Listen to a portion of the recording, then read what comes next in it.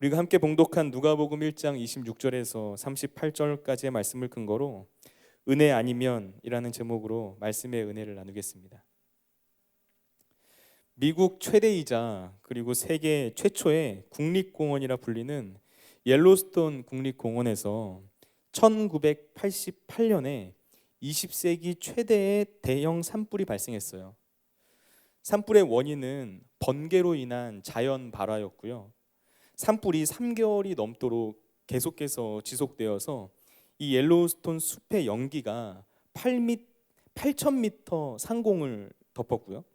그리고 불에 탄 재가 3,000km 바깥에 있는 뉴욕에까지 날아갔다고 합니다.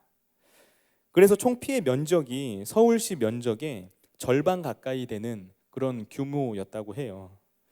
그런데 이 산불이 일어났을 때 그 규모의 엄청난 크기보다 더 놀라운 것이 있었는데요. 그건 이 화재가 발생했을 때 공원 측의 대응이었습니다. 엄청난 규모의 불이 났음에도 불구하고 불을 끄지 않고 그냥 내버려 둔 거예요. 산불이 나면 그냥 타도록 놔두고 또 그 산불이 자연스럽게 꺼지게 되면 꺼진 뒤에도 전혀 손을 대지 않고 그냥 자연에 맡겨놓은 거죠. 그들이 이렇게 했던 이유는 산불을 그냥 자연 현상 그 자체로만 받아들였기 때문이에요. 산불이 나면 불이 난 뒤에 숲에 온갖 벌레들이 생기게 되고요. 또 이 벌레를 잡아먹는 새로운 종류의 새가 몰려들게 돼요. 그리고 불에 타서 죽은 나무가 쓰러지게 되면 그것이 썩어서 척박한 토양을 비옥하게 만들고요. 수많은 초목들이 자라서 그 숲을 더 울창하게 만들어준다는 거죠. 오히려 이 불길을 잡기 위해서 사람들이 중장비를 동원하고 또는 땅을 뒤엎거나 이렇게 인위적으로 화재를 진압하려고 하다가 화재 후에 흉측하게 파헤쳐진 지역이 이 생태계의 복원을 가로막게 된다는 겁니다. 기사를 찾아보면 산불이 났을 당시에 이 공원의 관계자가 이런 말을 하더라고요. 이 산불은 인간에게 있어서는 충격이겠지만 자연 생태계에 있어서는 재앙이 아닙니다. 그것은 하나의 사건일 뿐입니다. 숲의 고통을 안겨다 주는 것만 같아 보이는 이 뜨거운 화마를 충격적인 재앙으로만 받아들이는 게 아니라 생태계의 과정으로 그저 하나의 자연스러운 사건으로 받아들이고 그냥 기다린 거예요. 그렇게 되었을 때 자연은 창조주 하나님께서 부여해 주신 회복과 재생의 능력으로 사람이 만진 것과는 비교할 수 없는 복원력으로 스스로를 치유할 수 있었다는 것입니다. 여러분, 때때로 우리의 삶 가운데 마주하게 되는 고통의 문제를 대하는 자세가 이러해야 할 때가 있어요. 요셉은 형들에 의해서 애굽의 노예로 팔려가고 보디발의 아내를 강간하려고 했다는 누명을 쓰고 감옥에 갇히게 되었죠. 평범했던 그의 인생을 뒤흔들어 놓는 재앙이라고 느껴질 만한 일들이었어요. 그런데 이때 요셉은 자기 삶에 주어진 이런 고통의 문제들을 충격적인 재앙으로 받아들이고 허둥지둥하지 않았어요. 마치 이 모든 것들이 하나님의 계획 속에 준비되어 있었던 자연스러운 하나의 사건인 것처럼 그 모든 시간들을 견디고 버티며 인내했던 거예요. 하나님의 계획 속에 자기의 모든 인생의 시간들을 그저 맡기는 것이죠. 요셉에게 있어서 그렇게 현재의 고통의 시간을 묵묵히 견디며 기다리는 것은 포기가 아니라 믿음의 행동이었습니다. 그 모든 사건들 뒤에서 역사하시는 하나님을 신뢰하는 선택이었어요. 그 길이 인간의 눈으로 보았을 때는 너무나 느린 것처럼 보일 때가 있지만 사실은 가장 빠르고 정확한 길이었다는 걸 그는 알고 있었던 거죠. 지금 여러분 앞에 놓여 있는 문제는 무엇인가요? 내 앞에 느닷없이 찾아온 고통과 고난의 문제들을 크고 놀라운 일을 행하신 하나님께 온전히 맡겨드리고 또 그 모든 상황과 환경들을 주님께 의탁할 수 있는 저와 여러분 모두가 되기를 원합니다. 나의 연약함을 인정하고 하나님을 의탁하고 기다리는 자에게 하나님의 은혜가 부어질 것을 믿어요. 하나님의 은혜, 곧 당신이 선택한 자들에게 거저 주시는 그 은혜의 선물을 경험하게 되시기를 예수님의 이름으로 축원을 드립니다. 오늘 본문 말씀에 나오는 이 마리아는 평범한 일상을 뒤흔들어 놓는 벼락과도 같은 소식 앞에서 하나님께서 부어주시는 은혜의 선물을 붙잡은 사람이었어요. 하나님의 은혜를 입은 여인 마리아, 그녀가 거저 주시는 하나님의 은혜를 붙잡는 영광을 누릴 수 있었던 이유는 무엇이었을까요? 첫 번째, 은혜가 시작되는 자리예요. 은혜가 시작되는 자리. 우리 다 같이 오늘 본문 말씀 26절과 27절 말씀을 한 목소리로 읽어보도록 하겠습니다. 26절과 27절 말씀입니다. 여섯째 달에 천사 가브리엘이 하나님의 보내심을 받아 갈릴리 나사렛이란 동네에 가서 다윗의 자손 요셉이라 하는 사람과 약혼한 처녀에게 이르니 그 처녀의 이름은 마리아라. 아멘. 오늘 26절 말씀은 여섯째 달에 라는 말로 시작하고 있는데요, 이건 앞에서 어떤 사건이 일어난 이후에 6개월의 시간이 지나고 벌어진 일이다 라는 것을 말해주고 있는 거죠. 오늘 우리가 함께 읽은 본문의 바로 앞단락을 보면 예루살렘에 사는 제사장 사가랴와 그의 아내 엘리사벳에게 천사가 나타나서 아들을 잉태할 것이라고 예고해주는 장면이 나와요. 그리고 그 아이가 바로 메시아가 갈 길을 예비하는 사명을 가지고 있었던 세례 요한이었습니다. 그런데 그로부터 6개월의 시간이 지나고 나서 오늘 본문에 나오는 사건이 일어나게 되었던 거예요. 갈릴리 나사렛이라는 동네에 사는 다윗 가문에 속한 남자 요셉과 그의 약혼 여인 마리아가 있었는데, 마리아에게 천사가 찾아온 거죠. 그리고 마리아가 너를 통해서 메시아가 태어나게 될 것이라는 예언의 말씀을 천사로부터 듣게 되는 거예요. 여기서 우리는 메시아이신 예수님이 이 땅에 태어난 곳이 어디였는지를 주목했으면 합니다. 지금 천사가 메시아에 대한 예언을 하기 위해 찾아간 곳은 갈릴리라는 지방의 나사렛이라는 동네였어요. 나사렛이라는 동네는 이스라엘 북부 지역을 총칭하는 이름인 이 갈릴리라는 단어를 앞에 붙이지 않으면 그곳이 어디에 있는지조차 알 수 없는 시골 동네였습니다. 그런데 예수님께서 바로 이곳 갈릴리 나사렛에서 태어나셨고 또 그곳에서 유년기의 대부분의 시간들을 보내셨다는 거죠. 반면에 예수님이 가실 길을 예비하는 사명을 가지고 있었던 세례 요한이 태어난 곳은 예루살렘이었어요. 예루살렘은 다윗이 이곳을 이스라엘의 수도로 정한 이후부터 역사의 중심 무대이자 종교와 문화의 시작과 끝이라고 할 수 있는 장소입니다. 다윗 왕조의 정통성이 흐르는 곳이고요, 동시에 예루살렘 성전이 세워진 이스라엘의 중심이었어요. 우리나라로 치자면 서울과도 같은 곳이라고 할 수 있겠죠. 만약 온 세상을 구원할 메시아가 태어난다면 나사렛과 예루살렘 이 둘 중에서 어디에서 태어나는 게 더 어울릴까요? 내가 어디 출신이라고 말을 하는 게 사람들에게 더 매력적으로 보이고 사람들이 더 우러러 볼 수 있을 만한 배경이 될 수 있다고 느껴지나요? 당연히 예루살렘이겠죠. 그런데 메시아의 탄생이라는 복된 소식을 안고 천사가 찾아온 곳은 예루살렘이 아니라 나사렛이었다는 거예요. 누가 보아도 메시아가 올 것이라고 생각할 만한 장소에 메시아가 오지 않고 그 누구도 예상하지 못했던 곳에서 메시아가 태어나게 된 것입니다. 온 인류를 향한 하나님의 놀라운 구원 역사가 시작된 곳은 예루살렘이 아니라 나사렛이었다는 거예요. 여러분, 하나님의 은혜는 인간의 생각과 예측을 벗어나는 곳에서부터 시작합니다.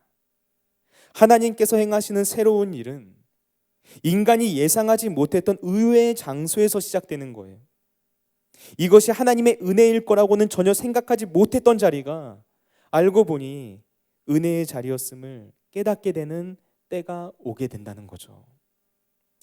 모세는 애굽의 왕실에서 자랐죠. 그러나 젊은 날의 혈기로 인해서 살인을 저지르게 되고 광야로 도망쳐서 40년이라는 세월을 보내요. 그렇게 인생의 황금기를 광야 한복판에서 허비하게 된 줄 알았는데 하나님의 부르심을 받고 출애굽의 사명을 감당하다 보니까 깨닫게 되는 거예요. 내가 광야에서 보냈던 그 모든 시간들, 그 40년이라는 시간이 나는 그냥 낭비되는 시간인 줄로만 알았는데 이스라엘 민족이 광야 40년의 세월을 견딜 수 있도록 광야의 지리와 그리고 환경에 대한 지식과 경험을 준비하는 은혜의 시간이었다는 사실을 말입니다. 갈릴리 나사렛 출신이라 불린 예수님 역시 마찬가지죠. 소외되고 연약한 사람들, 세상이 인정하지 않고 기대하지 않는 사람들, 사람들의 시선에서부터 벗어나서 꿈도 소망도 없이 그저 하루하루 살아가고 있는 사람들, 그 모든 사람들과 살을 부대끼고 함께 먹고 마신 분이 바로 예수님이세요. 그러면서 가장 낮은 곳에 있는 사람들의 눈물과 애환과 아픔을 모두 다 이해하고 품을 수 있는 그런 하나님의 아들로 준비되었다는 겁니다. 이렇게 하나님의 역사는 사람이 전혀 생각하지 못한 곳 광야 한복판에서 갈릴리 나사렛에서 시작되는 거예요. 여러분, 지금 여러분에게 있어서 갈릴리 나사렛은 어떤 곳인가요? 내가 가지고 있는 출신 배경, 어떤 학교를 나오고 또는 내가 어떤 직장을 다니고 내 집안 환경이 어땠는지와 같은 내 인생의 핸디캡이나 결핍이라고 느껴지는 것들을 가지고 고민하고 염려하고 불안해하고 있지는 않습니까? 만약 그런 분들 계시다면 기억하시길 바라요. 예수님은 갈릴리 나사렛 출신이었다는 사실을 말입니다. 예수님은 그 어떤 사회적인 기득권이 없었고요, 명예도 없었고요, 남들이 우러러볼 만한 배경이 없는 별 볼 일 없는 사람이었어요. 그런데 하나님께서는 그렇게 아무도 주목하지 않은 갈릴리 나사렛에 메시아이신 예수님을 보내시고 그곳을 하나님의 놀라운 구원 역사가 시작되는 은혜의 자리로 만드셨다는 겁니다. 그러니 우리 역시 지금 나에게 주어져 있는 그 자리를 세상적인 조건으로 판단해서는 안 되는 거예요. 겉으로 보이는 상황과 환경이 아무리 초라해 보인다 할지라도 그것이 우리의 존재 자체까지 초라하게 만드는 건 아니라는 겁니다. 아무리 별 볼 일 없어 보이는 곳이라 할지라도 하나님의 천사가 찾아와서 이곳이 은혜의 자리입니다 라고 선포하고 깨닫게 하는 때가 반드시 찾아온다는 거죠. 오늘 저와 여러분이 이 말씀을 듣고 하나님 앞에 기도하며 나아갈 때 바로 이곳, 내 인생의 갈릴리 나사렛을 새로운 시각으로 발견하게 되는 그런 놀라운 은혜의 역사가 넘쳐나게 되시길 예수님의 이름으로 축원을 드립니다. 두 번째, 은혜가 고통으로 다가올 때 기억해야 할 것들. 28절에서 오늘 33절까지의 말씀을 보면 지금 천사가 마리아를 찾아와서 굉장히 놀라운 소식을 전해주고 있어요. 그 내용은 마리아가 하나님께 아주 큰 은혜를 입어서 한 아기를 잉태하게 될 텐데 그 아기가 바로 온 세상을 구원할 메시아라는 것이었어요. 너무나 충격적이면서도 놀라운 소식이고, 그리고 이 일이 왜 나를 통해서 일어나게 되는 것인지 이해할 수 없는 놀라운 하나님의 은혜였죠. 그런데 우리는 이 이야기 속에서 하나님의 은혜를 입은 마리아의 입장에서 천사가 전해준 이 메시지를 한번 깊이 생각해 볼 필요가 있습니다. 마리아를 통해서 하나님의 아들 예수님이 태어나게 된 건 정말 놀라운 은혜였고 영광스러운 선물이었어요. 그런데 문제는 이 모든 일들이 천사가 말한 그대로 일어나게 되었을 때 펼쳐지게 되는 이후의 상황이었습니다. 그 상황은 당시의 사회적인 배경 속에서 마리아라는 한 여인이 감당하기에는 너무나 힘겨운 문제가 담겨져 있었다는 거예요. 메시아를 낳는 여인으로 하나님의 선택을 받았다는 것은 영광스러운 은혜인 것이 분명하지만 동시에 이건 그녀가 이제부터 감당해야만 하는 고통스러운 삶의 현실을 함께 담고 있었다는 거죠. 당시 유대인들의 결혼 풍습은 총 3단계를 거쳐서 진행되었는데요. 처음에는 약혼을 하는데 말 그대로 결혼을 약속하는 거예요. 그런데 그 다음에는 정혼이라는 것을 합니다. 정혼은 약혼한 것을 다시 확인하는 절차인데요. 일단 정혼을 하게 되면 이미 결혼한 사이로 간주가 되었어요. 하지만 정식으로 결혼하기 전까지는 함께 살 수가 없었죠. 그리고 나서 정혼한 지 보통 1년 정도가 지나면 신랑이 신부를 데리고 가서 결혼잔치를 베풀고요. 그때 우리가 일반적으로 생각하는 결혼한 부부의 관계가 성립이 되는 겁니다. 그런데 지금 마리아는 이 요셉과 정혼한 상태였어요. 개역개정 성경에는 약혼으로 번역되어 있는데 정확히 말하면 정혼한 것입니다. 결혼한 것과 마찬가지이지만 아직 남편 요셉과 동거하진 않았어요. 그래서 오늘 본문은 마리아를 소개하면서 지속적으로 그녀를 처녀라고 불러요. 그런데 지금 느닷없이 천사가 찾아와서 정혼한 처녀 마리아가 아기를 얻게 될 것이다 라고 말하는 거예요. 정혼한 여자가 아기를 낳는다.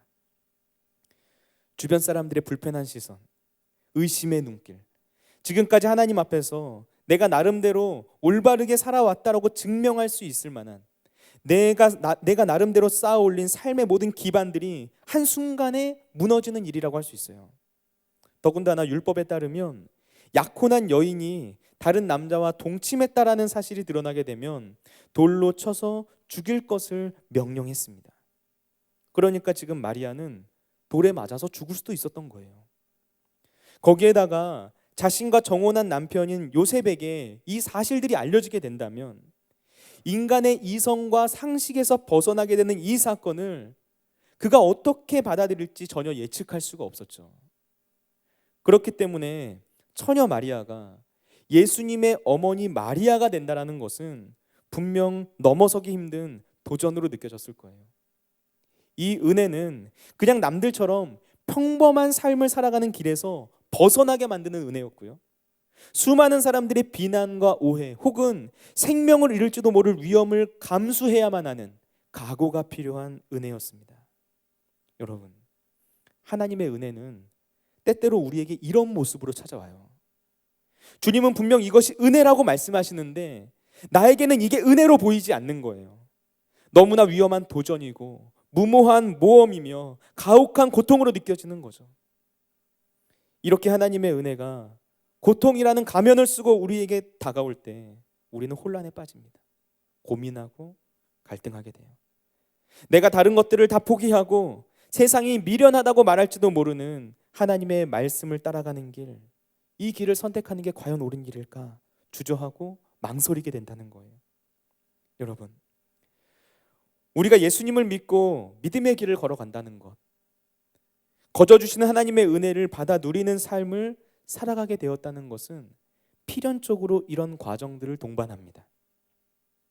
이스라엘 백성들이 출애굽할 때 그들은 전적인 하나님의 능력으로 애굽의 노예 생활에서 해방되는 은혜를 누렸죠.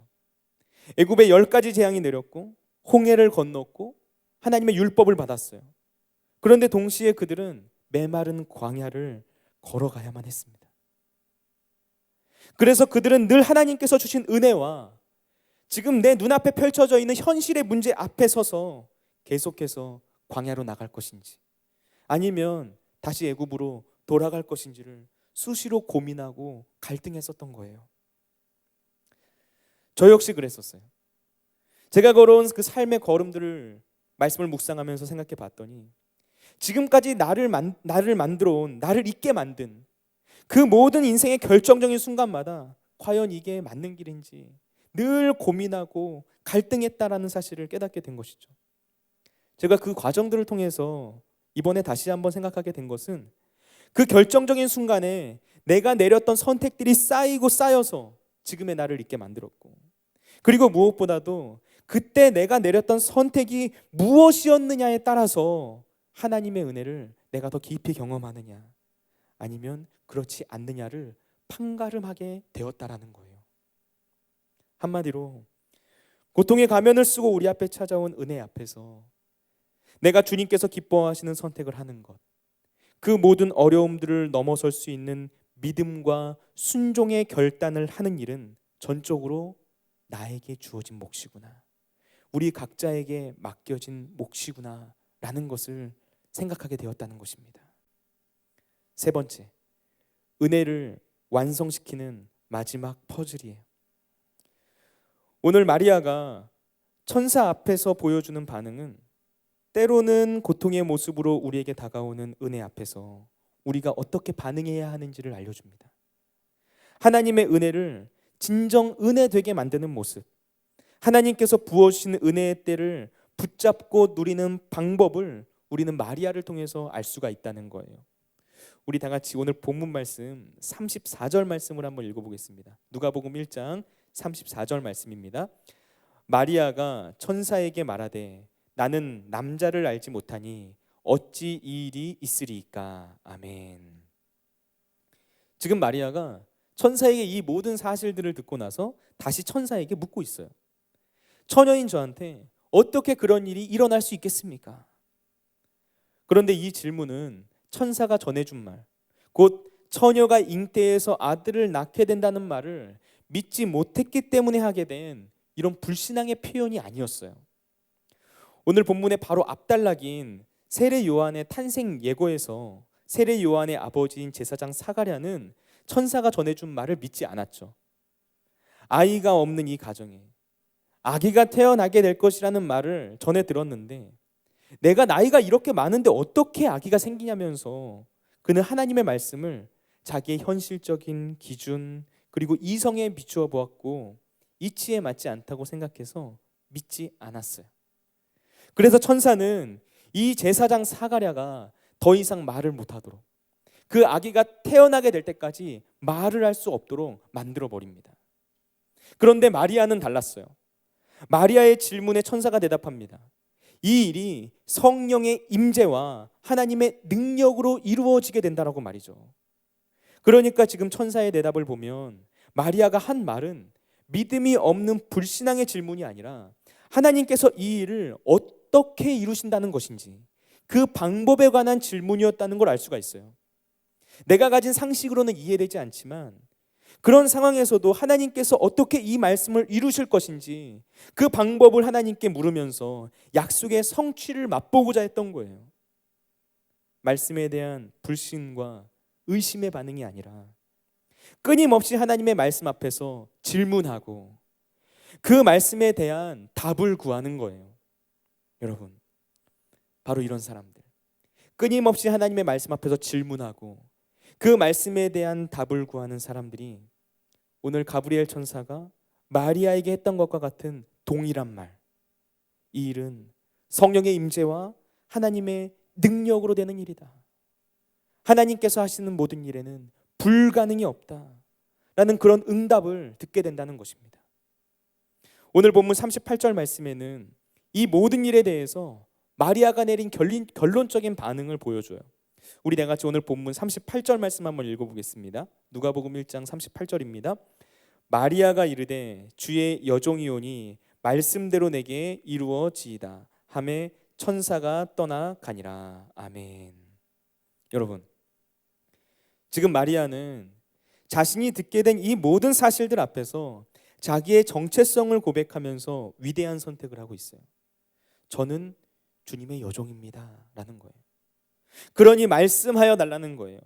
말씀하시면 주님의 계획대로 하나님의 인도하시는 대로 주님의 뜻이 무엇이든 내가 그것을 다 받아들이겠다는 것입니다. 하나님께서 부어주시는 영광스러운 은혜의 길 위에 고통과 어려움과 비난과 죽음의 위협이 있다 하더라도 내가 순종하겠다는 거예요.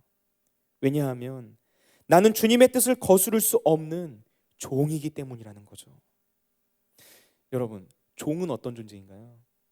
종은 주인이 결정하면 그대로 행해야 하는 존재예요. 노예에게는 자기의 뜻이라는 것이 있을 수 없죠. 오히려 주님의 뜻이, 주인의 뜻이 곧 종의 뜻이 되는 것.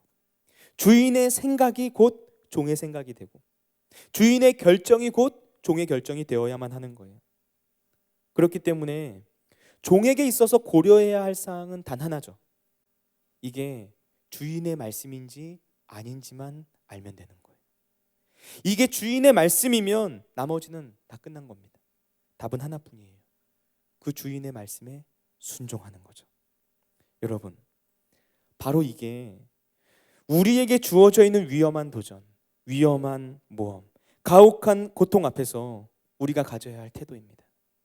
하나님을 신뢰하고 하나님의 말씀에 순종하는 거예요. 신뢰와 순종. 바로 이런 태도를 가지고 있는 사람들이 우리의 인생 속에 모든 불가능을 가능케 하는 성령의 임재와 하나님의 능력을 경험하게 되는 거예요. 마리아가 천사를 통해서 듣게 된 말씀대로 이 모든 일들이 진행되었을 때 그녀가 짊어져야만 하는 삶의 무게와 어려움들 예상되지 않았겠어요? 얼마나 무섭고 두려웠을까요? 마리아라고 해서 그런 두려움들이 전혀 없었을까요? 분명 그렇지 않았을 거예요. 무섭고 두려웠을 것입니다. 그 짐이 너무나 무겁게 느껴졌을 거예요. 그런데 그럼에도 불구하고 마리아는 하나님의 뜻 안에 자기의 삶을 내어 던진 거예요. 그녀가 이렇게 할 수 있었던 이유 단 하나죠. 내가 믿고 의지하는 그분이 어떤 분이신지를 알았기 때문이죠. 하나님은 선하신 분이라는 확신, 하나님이 나에게 가장 좋은 것을 주신다는 믿음, 그 하나님을 믿기 때문에 순종할 수 있는 것입니다. 그래서 내 삶 전부를 주님께 맡길 수 있는 거예요. 결국 마리아의 신뢰와 순종을 가능하게 한 것은 하나님의 선하신 성품이었다는 거예요. 여러분, 우리가 주님이 어떤 분이신지를 알면 그때 우리는 선택하게 됩니다. 은혜가 은혜로 보이지 않는다 하더라도 그 길을 선택하는 거예요. 은혜의 길이지만 여기에 고통이 수반되어 있더라도 그 고통마저도 있는 그대로 받아들이면서 하나님을 따르는 믿음의 길을 끝까지 걸어가는 거예요. 말할 수 없는 아픔과 인내의 시간 속에서도 소망을 가지고 견디고 버티는 겁니다. 왜? 주님은 선하신 분이시기 때문에, 우리가 그 사실을 믿기 때문에, 하나님이 나에게 가장 좋은 것을 주신다는 사실을 우리가 알기 때문에 그렇게 하는 거예요. 오늘 말씀의 서두에서 말한 이 미국 옐로우스톤의 화재에서 가장 놀라운 사건이 뭔지 아세요? 옐로우스톤 숲에는 라지보울이라는 소나무가 있는데요, 이 소나무의 솔방울이 돌처럼 단단해서 그 소나무가 쉽게 씨앗을 터뜨리지 않는다고 해요. 그런데 이 옐로우스톤의 화재가 일어나서 그 숲에 있는 모든 생명들을 집어삼키고 있을 때 정말 놀라운 일들이 일어났어요. 라지보울이라는 소나무의 단단한 솔방울이 모든 생명을 다 불태우는 그 거대한 불길 속에서 씨앗을 터뜨리는 거예요. 식물학자들의 연구에 따르면 라지보울 소나무의 솔방울은 불이 나서 뜨거워졌을 때, 그렇게 열이 가해졌을 때 솔방울이 벌어져서 씨앗이 흩날리도록 설계되어 있었다는 거죠. 모든 생명을 다 불태우는 불길 가운데서도 생명을 터뜨리는 역사가 일어났다는 거예요. 마리아가 믿음과 순종의 길을 걷기로 결단하고 그 길을 걸어가서 예수님의 어머니 마리아가 되었을 때, 그때부터 그의 인생에 고통이 사라졌을까요? 고난이 없었을까요? 그렇지 않아요. 그 큰 은혜와 영광에 비견될 만한 불같은 시험이 그녀를 기다리고 있었을 거예요. 그러나 그 시련의 불 가운데서도 생명을 터뜨리는 역사가 일어나게 된다는 것입니다. 그리고 하나님께서는 당신이 선택한 하나님의 자녀에게 은혜를 베풀어 주셔서 그 모든 고통과 시험을 견디며 이겨낼 수 있는 힘을 주시는 선하신 분으로 우리와 함께 하신다는 거예요. 여러분, 그래서 결국 우리에게 주어져 있는 은혜를 완성시키는 마지막 퍼즐 한 조각, 그건 역시 하나님의 것이에요. 그분의 선하신 성품이 은혜의 마지막 퍼즐입니다. 우리의 믿음과 순종마저도 하나님의 선하신 성품에 의존되어 있기 때문에 우리가 하는 일은 하나도 없다고 할 수 있어요. 그래서 우리는 은혜가 아니면 살 수 없는 존재죠. 오직 하나님의 은혜로만 살 수 있는 존재, 하나님이 없이는 단 한순간도 살 수 없는 존재, 하나님이 없이는 우리의 삶 가운데 주어지는 그 불같은 시험을 결단코 통과할 수 없는 존재, 그런 존재가 바로 저와 여러분 모두라는 것입니다. 여러분, 저와 여러분이 이 시간 하나님의 선하신 성품을 바라보고 그 하나님께서 예비하신 일들을 기대하고 소망하며 나아갈 때 우리의 삶 가운데 지금 주어져 있는 그 모든 불같은 시험들 능히 이겨내게 될 줄로 믿습니다. 우리 앞에 펼쳐져 있는 그 수많은 고통의 시간들 오직 하나님의 인도하심 아래에서 능히 승리하게 될 줄로 믿습니다.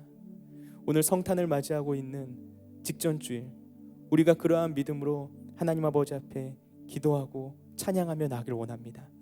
기도하겠습니다. 사랑과 은혜가 충만하신 하나님 아버지, 오늘도 주님을 믿음으로 바라보면서 하나님 아버지의 은혜 가운데 살아갈 수 있는 인생 될 수 있도록 인도하여 주시니 감사드립니다. 우리의 인생이 하나님의 은혜가 없이는 도무지 살 수 없고 단 한순간도 버틸 수 없는 인생임을 고백하며 나아가오니 주님, 이 불쌍한 인생들을 긍휼히 여기시고 주님의 품으로 안아주시고 우리와 함께하여 주셔서 그 하나님의 놀라운 은혜 가운데 거하는 인생, 하나님께 우리의 모든 인생의 시간들을 맡겨드리는 인생, 그런 삶이 될 수 있도록 주님 붙잡아 주시옵소서. 지금 고난의 시간을 지나고 있는 하나님의 백성들의 마음 가운데 주님 임재하여 주시고 오직 하나님 아버지의 놀라운 은혜를 충만하게 부어주시는 그런 놀라운 주님의 손길이 넘쳐나는 시간 되도록 주님 함께하여 주시옵소서.